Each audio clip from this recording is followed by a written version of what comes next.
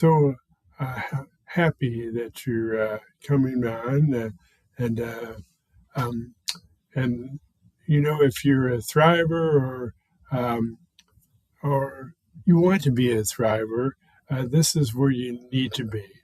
So people will often ask me, why why do I do this show? Why do I come back here every week? Um, it's because of a lot of reasons, but um, it's not just background noise. Before we get on to today's topic, first, thrivers need to hear from someone who's actually lived it, not just study it from a distance.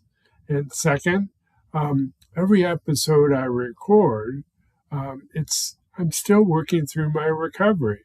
So I often have tried it, or I'm wanting to try it, and so I am right beside you, or the loved one you are finding out about, or somebody that you provide care for. So, it's not a lecture from the finish line. It's happening. And third, after I had the strokes, I went looking for someone who understood this from the inside, and I couldn't find enough of that, so I built it myself. So if you want the tools that you can hold in your hand, here's two books that I've written so far. The first, I built it. It was called the Stroke Survivor First Aid Kit, and I still refer to it. So I'm glad I did it because it organizes material that I need to know. So uh, I published it in November of 2024, and it's still relevant. And so please, if you want it, check it out.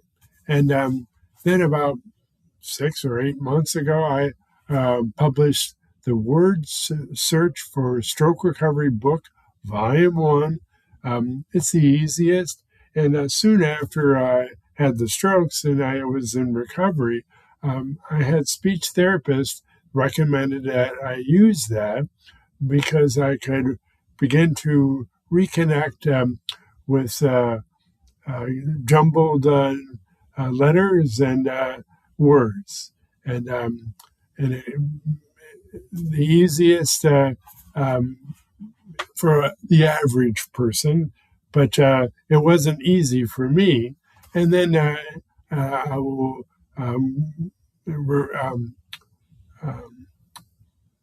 the second volume will add a little bit of more difficulty, and the third will add a little more difficulty again. So check it out. And the way you can find those is open your browser and type in tinyurl.com/stroke-books. All right. And the other thing, about, almost 4 years ago, I started to think, I don't want to be, well, I used to refer to myself as a stroke survivor. And I started to think that was, I wanted more. So I started referring to myself as a thriver, and much to the chagrin of the spell checker I used, I spelled it wrong according to it, but I used the OR from survivor, but I wanted to know that I was moving beyond that. And I even commissioned some people to design some for me. So there's, for example, hopeful, brave, grateful, stroke thriver. So in a diamond, and that is why when I wear them or you wear them out in the public and people see it, they think of two things, or it stimulates two conversations. The first is, what's a stroke thriver? And they've always probably have heard of a stroke survivor, but it's interesting. So it gives me an opportunity to talk about my recovery and what I mean by thriving. And the second, it allows me to talk about stroke prevention.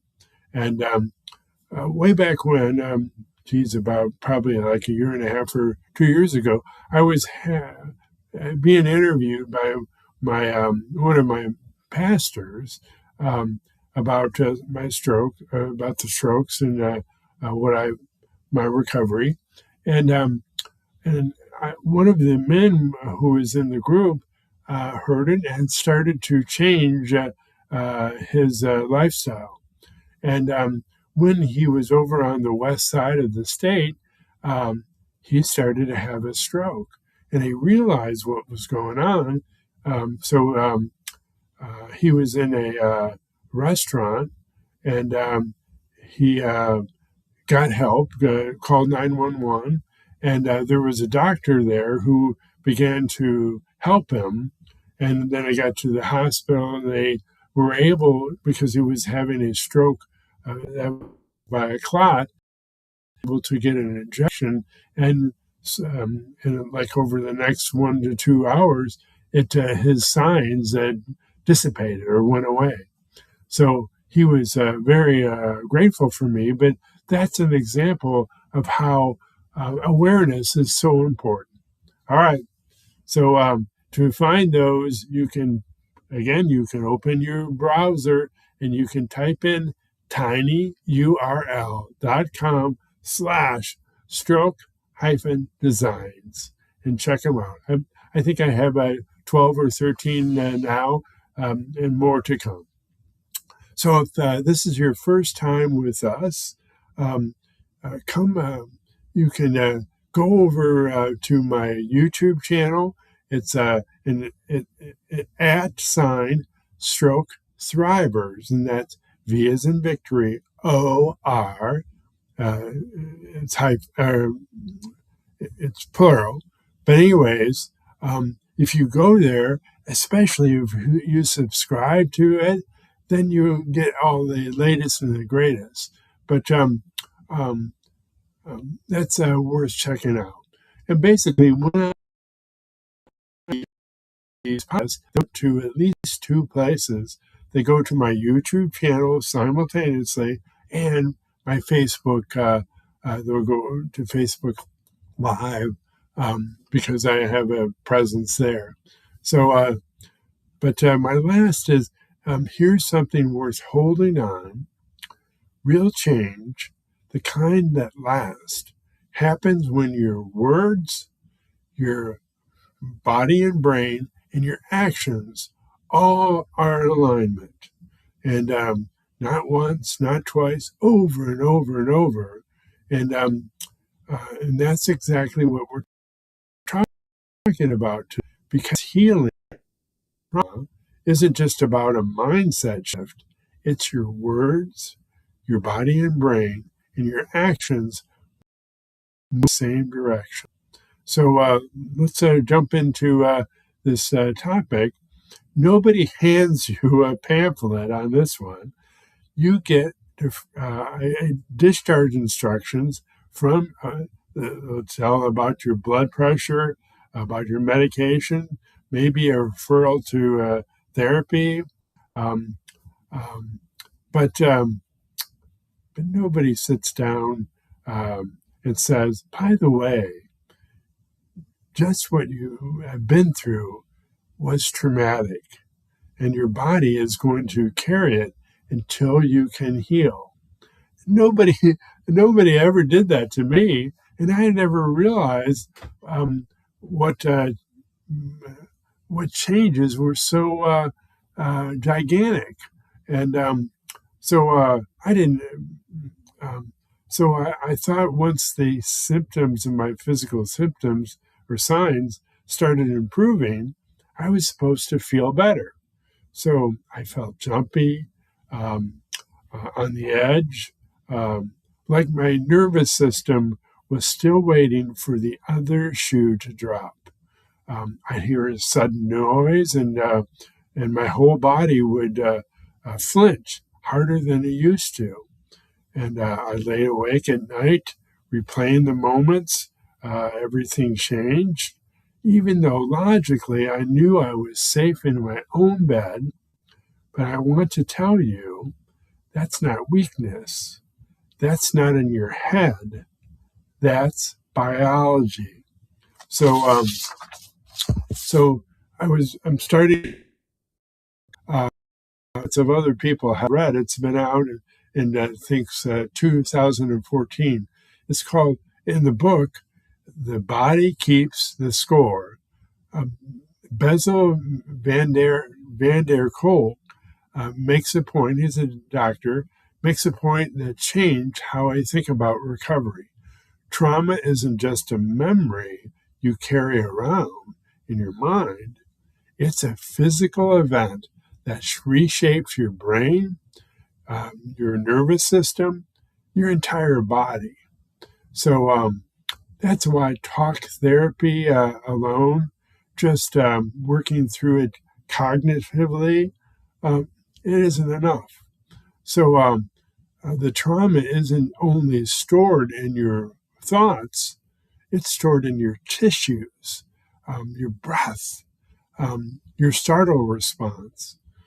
You can understand exactly what happened to you intellectually and still feel your chest tighten every time you think about it. The gap between knowing and feeling is where a lot of thrivers get stuck. And it isn't a failure of willpower, believe me. It's a sign that healing needs to happen somewhere the mind cannot reach. So think about what a stroke actually is. One moment you're living your life, the next, your body betrays you without warning. Believe me, I know. So that's not a minor distress. That's a rupture in your sense of safety in your own skin. Hear that. So, and your nervous system doesn't just shrug off just because the CT scan comes back stable or the discharge papers say you're recovering well. It holds on to it quietly in the background long after the hospital bracelet comes off. So I wrote this about in my first book, Stroke Survivor First Aid Kit. I dedicated real space to the emotional toll because I've lived it. The emotionalism, the grief, the moments where I tear up over something small and have no idea why. That's not you falling apart. That's your nervous system processing something enormous in its own time on its own terms. So here's the question that matters. If trauma lives in the body, how do we actually heal it? Not just manage it, heal it. So here are 3 ways that you can start. There's lots of more that he talks about in The Body Keeps the Score.